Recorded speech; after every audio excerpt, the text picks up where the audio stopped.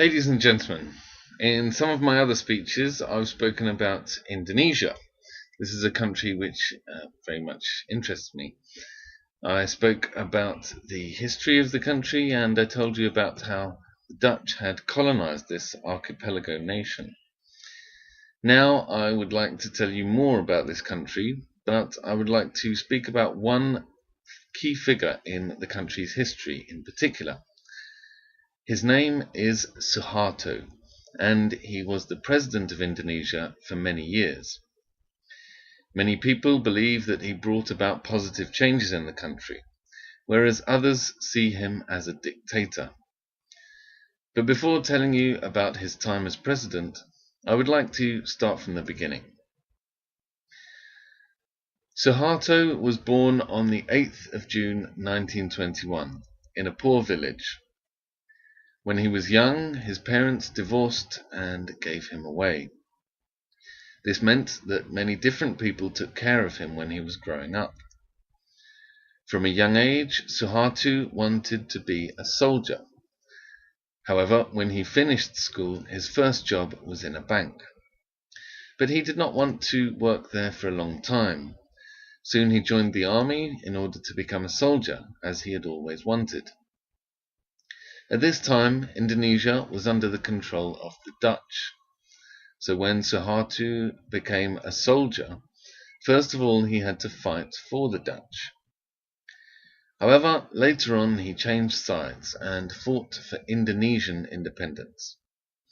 He fought against the Dutch in order to free his country from European control. After a long period of fighting, Indonesia became independent.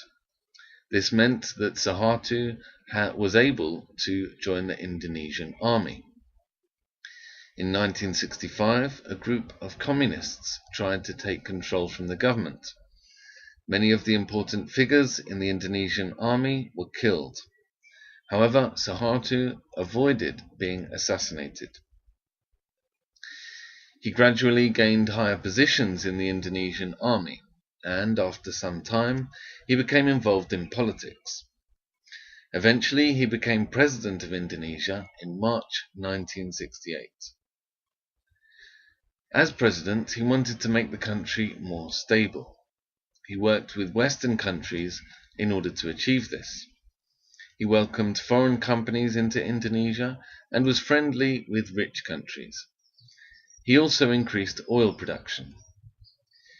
Many believe that he was very successful in making the country wealthier. Also, thanks to Suharto, Indonesia became a member of the United Nations once again. However, Suharto did not allow his people to be free. He used the army to stay in power. He sentenced many people to death, especially the communists. He wanted to keep complete control over Indonesia for himself. However, this control could not last forever. In 1997, Indonesia suffered a financial crisis. Suharto did not want to make the changes which were needed in order to improve the country. This made the people very unhappy, and many of them carried out protests against the government. Suharto was forced to resign as president on the 21st of May 1997. In total, Suharto spent more than 30 years in power. He brought about many positive changes for his country. For example, Indonesia's economy improved a great deal whilst he was president. Indonesia is more united as a country now than it was before Suharto.